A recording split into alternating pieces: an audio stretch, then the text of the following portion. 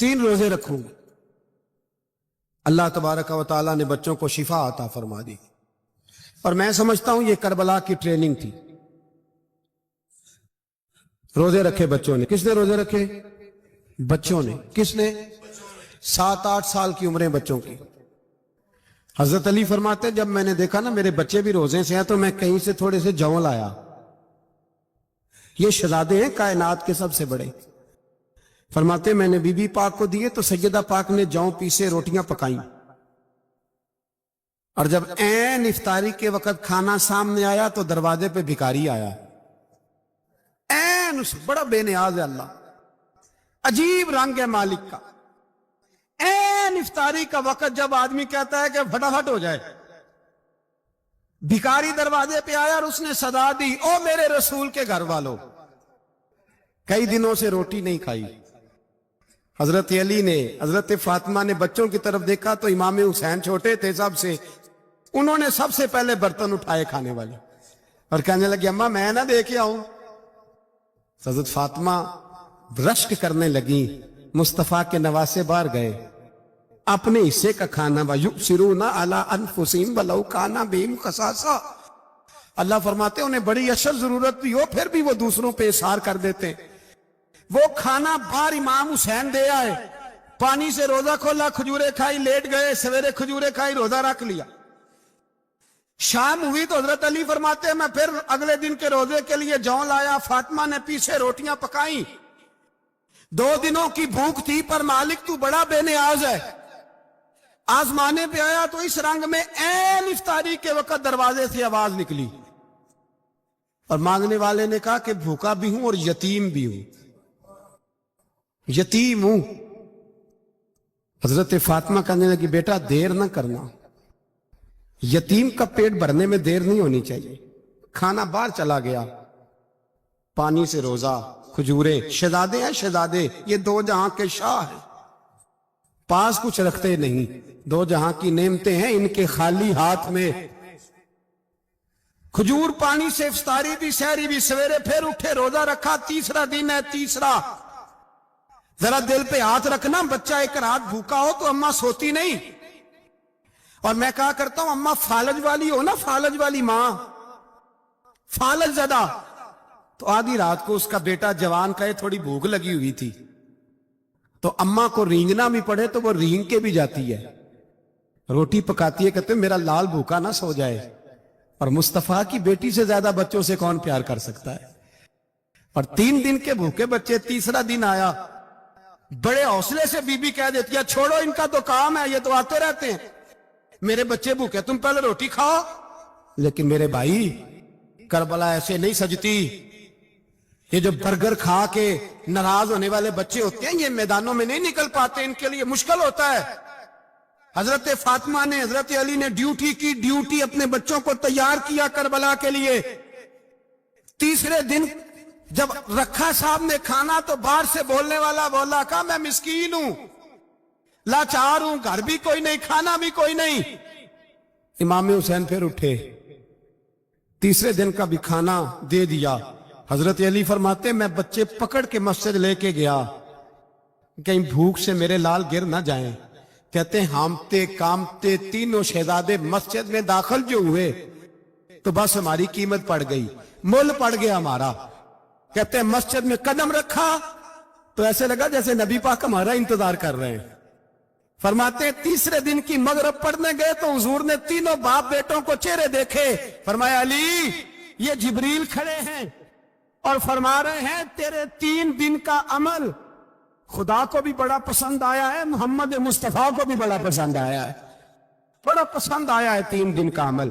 मेरे भाई ट्रेनिंग कराई, ट्रेनिंग। हमारे यहां तो हाल बड़ा सख्त है।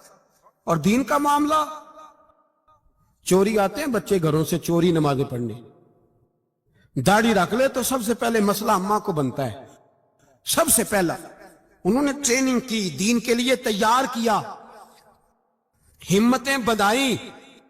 और रसूल पाक अलैहिस्सलाम ने खुद अपनी बेटी की तरबियत फरमाई, शहजादी की। किसकी? दुनिया में सबसे बड़ी शहजादी कौन है? आप नाम लेंगे तो दिल ठंडा होगा इंशाअल्लाह।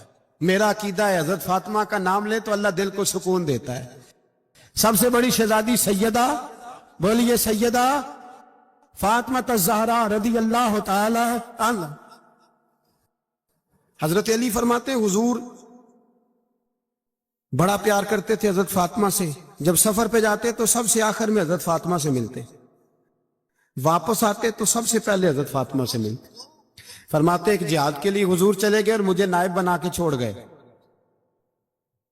میرے پاس مال غنیمت کے تھوڑے سے پیسے تھے، تھوڑی سی رقم تھی، تو میں نے سوچا کہ میں نے فاطمہ کو کبھی تحفہ نہیں دیا تو ایک زنجیر نہ سونے کی خرید کے دوں. کہتے ایک چین سونے کی زنجیر خرید کے میں نے حضرت فاطمہ کو تحفہ دی تو سیدہ نے پہن لی. کچھ دنوں کے بعد خبر آئی کہ حضور کل پہنچ رہے ہیں واپس. کہتے میں نے فاطمہ کو بتایا تو مجھے پتا تھا فاطمہ کیا کرے گی. سیدہ نے سارا گھر صاف کیا، ساری تیاریاں کی، کھانے چنے، جو اس وقت ماحول تھا ہر لحاظ سے حضور کی آمد کا انتظار کیا. اور سویرے سے ہی حضرت فاطمہ بیٹھ گئی. سویرے سے حضور کئی دنوں کے بعد آ رہے ہیں. کمال ہو گئی. فرماتے ہیں جب محبوب تشریف لائے نا، پہلا قدم نبی پاک نے حضرت فاطمہ کے گھر کے اندر رکھا، السلام علیکم کہا، اور شیر خدا فرماتے جناب فاطمہ کو دیکھا اور نبی پاک واپس پلٹ گئے. کہتے میں نہیں تھا گھر میں واپس آیا، بی بی صاحبہ نے بتایا اور میں نے دیکھا کہ فاطمہ اس طرح روتی ہے کہ میں نے ایسا روتے کبھی دیکھا ہی نہیں. فاطمہ ہوا کیا کا پتہ کرو. حضور چلے گئے پر بغیر ملے ہی چلے گئے. کہتی ہے میں مسجد گیا، میں نے کہا ایسا کیا ہو گیا کہ اتنا محبوب بغیر ملے رخصت ہو گئے. میں مسجد گیا اور جا کر کے میں نے دیکھا تو نبی پاک کی مسجد کے کونے میں بیٹھے. میں قریب بیٹھا، میں نے کہا یا رسول اللہ فاطمہ بڑا رو رہی ہے، کیا ہوا؟ کہتے نبی پاک کی آنکھوں میں بھی آنسو آ گئے، حضور بھی روئے.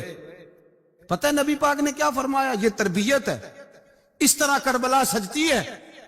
رسول پاک علیہ الصلوۃ والسلام نے فرمایا وہ میری بیٹی ہو کے سونا پہنتی ہے. ہر عورت کے لیے جائز ہے، کئی کلو بھی پہن لے تو شریعت منع نہیں کرتی. حضور نے فرمایا میری بیٹی ہو کے سونا پہنتی ہے. اگر فاطمہ بھی سونا پہنے گی تو امت کی غریب بیٹیاں کس کے طریقے پہ چلیں گی؟ غریب بیٹیاں کس کے طریقے؟ جو باپ مجبور ہو کے 12 بندوں کے ساتھ بیٹی کو رخصت کرے گا وہ کہہ تو سکے گا نا میں اس طرح شادی کر رہا ہوں جس طرح مصطفیٰ نے فاطمہ کی تھی. وہ کہہ تو سکے گا نا. لیکن اگر یہ بھی سونے پہنیں گی تو پھر نقشے قدم کیسے متعین ہوں گے؟ حضرت شیر خدا واپس آئے، کہا فاطمہ یہ تیری چین رسول پاک کو پسند نہیں آئی. بھائی یہ حقیقتیں سمجھو. جب بچوں کے ماحول کے اندر یہ رنگ، کیسے بیٹیاں سسرال میں جا کے گزارا کریں گی جب تو جان ہی نہیں چھوڑ رہا، جب تو ان کو طریقہ سلیقہ سکھا ہی نہیں رہا. اللہ ماشاءاللہ کثرت کے ساتھ ماں باپ کی غلط بریفنگ ہوتی ہے جو ہستا بستا گھر خراب ہوتا ہے، اور بچے کے ماں باپ بھی تکلیف میں ہوتے ہیں اس لیے کہ بچہ تکلیف میں ہوتا ہے. خدا را ان بچیوں کے ساتھ وہ معاملہ کرے کہ یہ اپنے گھر جا کے اگر کچھ مشکل بھی دیکھنی پڑے تو وقت گزار سکے. بھائی میرے رسول پاک علیہ السلام نے تیاری کرائی، ٹریننگ دی اور تربیت کی اپنی اہل بیت کی.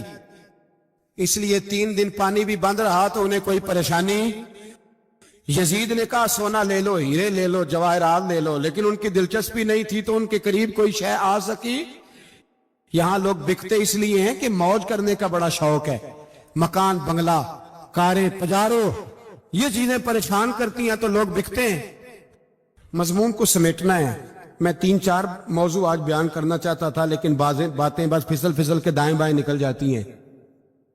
جو بدر کی جنگ تھی نا وہ کفر اسلام کی جنگ تھی. احد کی جنگ بول کے بتائیں. خیبر کی، خندق، کربلا نہیں، حق و باطل کی. کون سی بولیں؟ نہیں، ایک دفعہ سارے بولے آپ کو ثواب ہوگا کیونکہ امام حسین کو آپ حق پہ کہیں گے تو اللہ آپ کو اجر دے گا. کون سی جنگ تھی؟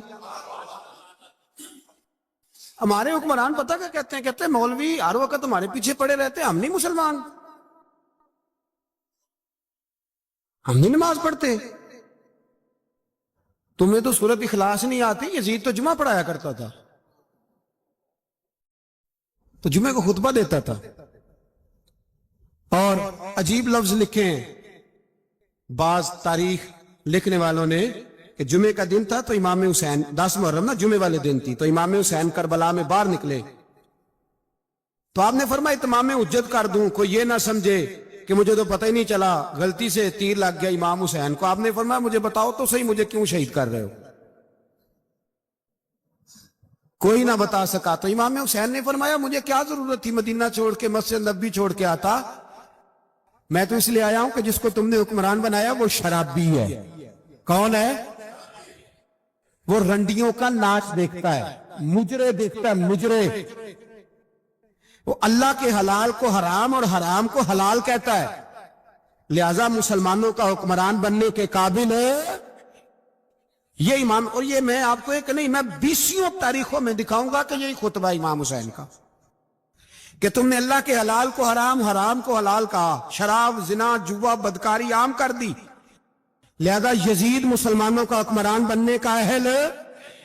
امام حسین خطبہ دے رہے ہیں تو یزید کی فوج سے نا لشکر آوازیں دینے لگا. کیا بلا؟ کہنے لگے حسین جلدی کرو، یا بیعت کرو یا جنگ کرو، دیر نہ کرو، ہمارا جمعہ لیٹ ہو رہا ہے. بلے ہو نمازیو، ہمارا جمعہ لیٹ ہو رہا ہے. جمعہ حسین کو شہید کریں گے، گردن کاٹیں گے، پھر جمعہ پڑھیں گے، نماز پڑھیں گے اور نماز میں کہیں گے اللہم صلی علی محمد وعلا. یہ نمازی ہیں. اہل بیت کی گردن پہ چھری چلائیں گے، پھر نماز پڑھیں گے اور کہیں گے اللہم صلی علی محمد وعلا. بلے ہو نمازیو. علامہ ہزاروی کہا کرتے تھے بلے ہو نمازیو. کیسے نمازی ہو کہ اہل بیت کی گردن پہ چھری اور ساتھ ہی اللہم صلی علی محمد وعلا؟ یہ کیسے نمازی ہو؟ یہ آج پوری دنیا کا حکمران اللہ ماشاءاللہ اسی طرح کا نمازی ہے. وہ کہتا میری فوٹو دیکھی نہیں، میں نے عید پڑھی ہے مسجد میں. دیکھا نہیں فوٹو لگی ہوئی تھی، میں نے بھی عید پڑھی ہے. جمعہ پڑھا نہیں میں نے. میرا بھی ابا فوت ہو جائے تو جنازہ پڑھتا ہوں. مولوی مجھے مسلمان کیوں نہیں مانتا؟ میں نے کہا یزید کو کیوں نہیں امام حسین نے مسلمان مانا؟ وہ تو دمشق کی جامع مسجد کا خطیب تھا. امام حسین نے سبق دیا ہے، سبق کہ زانی شرابی کو حکمران بنایا جا سکتا. پر میں کیا کروں، کلیجہ پھٹتا ہے، روح کانپتی ہے، دل تڑپتا ہے. مجھے ایسے لگتا ہے کہ جب میری ملت کا جوان اپنے موبائل پہ مجرا دیکھتا ہے نا، گندا مجرا، تو مجھے لگتا ہے 6 مہینے کا حضرت علی اصغر کا مزار کانپنے لگتا ہے کہ یا اللہ جس کام کے خلاف میں نے 6 مہینے کی جان قربان کی، میرے ماننے والے وہ کام کر رہے ہیں، میرے ماننے والے. اور جب مہندی کی رسم پہ شراب کی بوتلیں چلتی ہیں اور حاجی صاحب کہتے ہیں مجھے نہیں پتا منڈے کنڈے کیا کر رہے تھے، تو مجھے لگتا ہے حضرت عباس کے کٹے ہوئے بازوؤں میں پھر سے درد شروع ہو جاتا ہے. اور وہ کہتے ہیں میں نے جس کام کے خلاف بازو کٹوا دیے، میرے ماننے والے وہ کام کر رہے ہیں. اور جب بدکاروں بے حیاؤں کے نعرے لگاتی ہے قوم، تو پھر جنگل سے صدا آتی ہے امام حسین کی.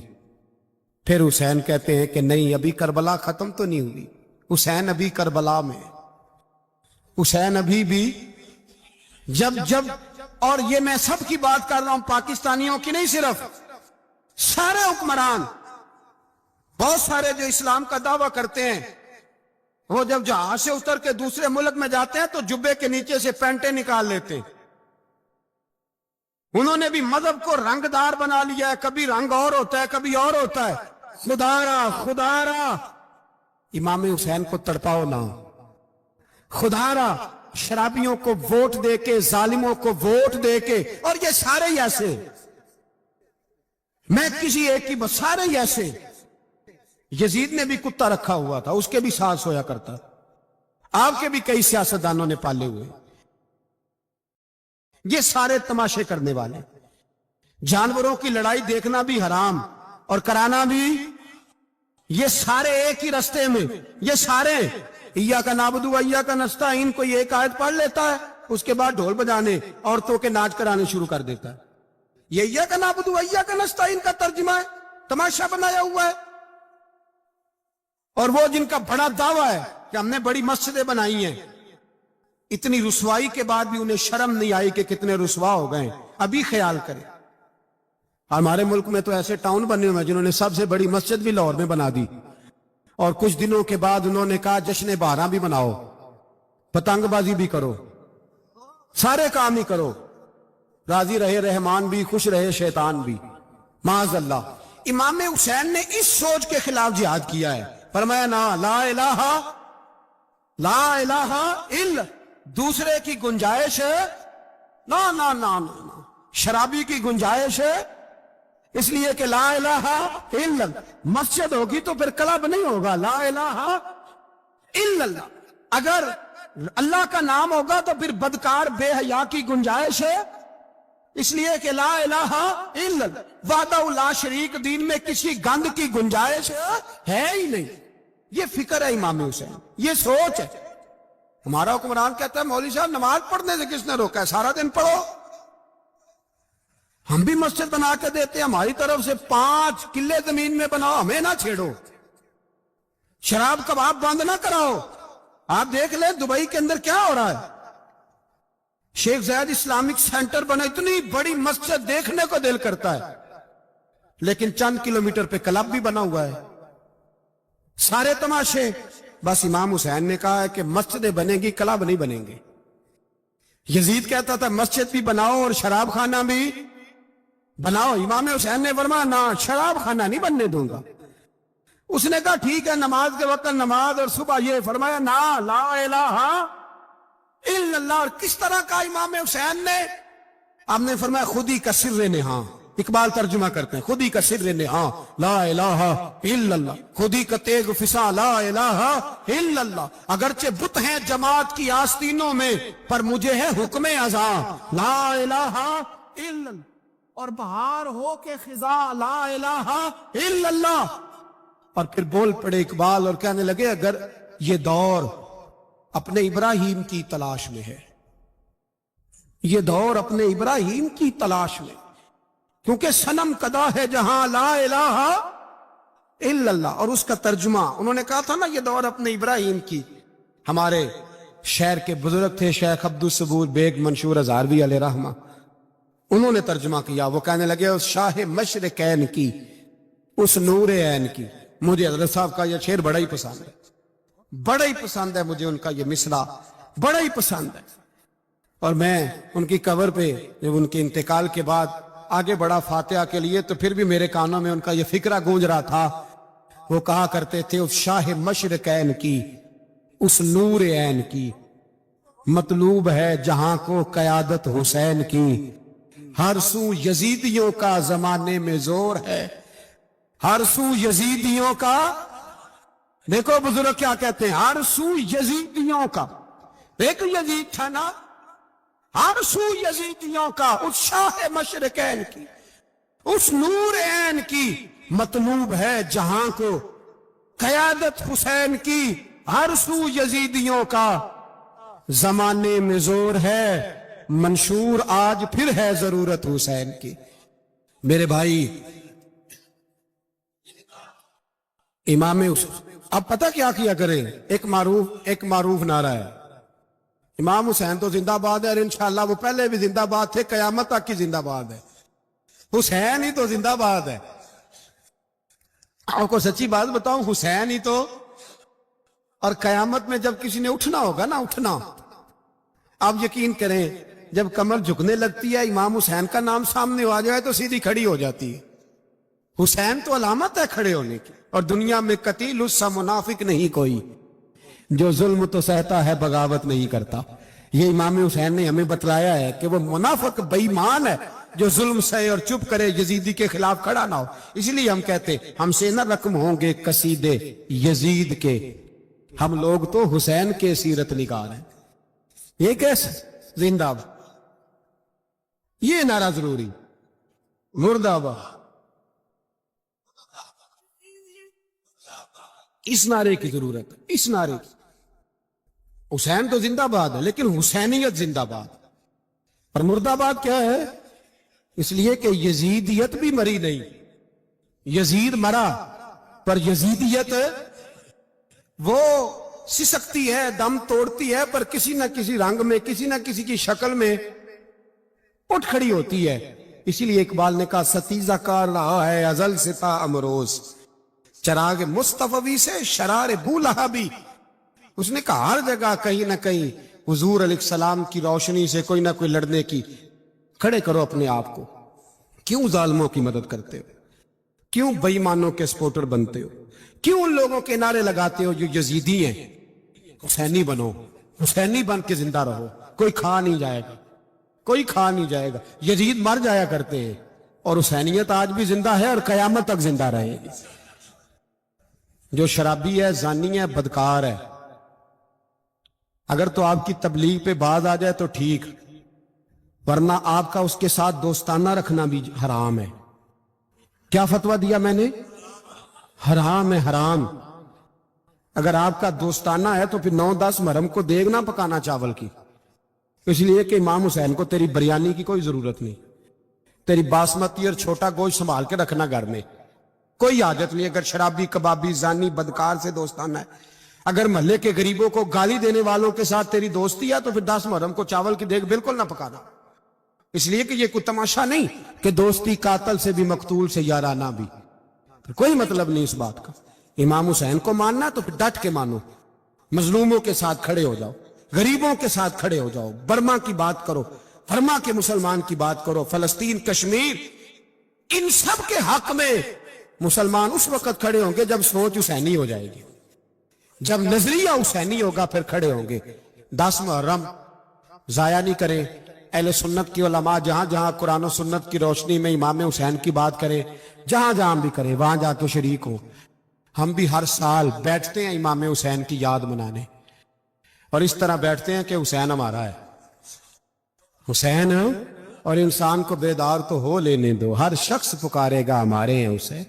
داڑھی والا آدمی علماء جانتے ہیں، جبہ پہنتا تھا بڑا شاندار، حج کے خطبے دیتا تھا، حج کے۔ ہمارے تو حکمرانوں کو سورۃ اخلاص نہیں آتی، پھر بھی آپ کہہ کے دیکھیں، وہ کہیں گے سب سے زیادہ مذہب کا پتہ ہی مجھے ہے۔ یزید داڑھی والا، پگڑی والا، امامے والا، جبے والا، حج پڑھانے والا، تو امام آپ کو کیا ضرورت پڑی تھی اس کے خلاف نکلے، اور اس طرح نکلے کہ بچے قربان کرا دیے؟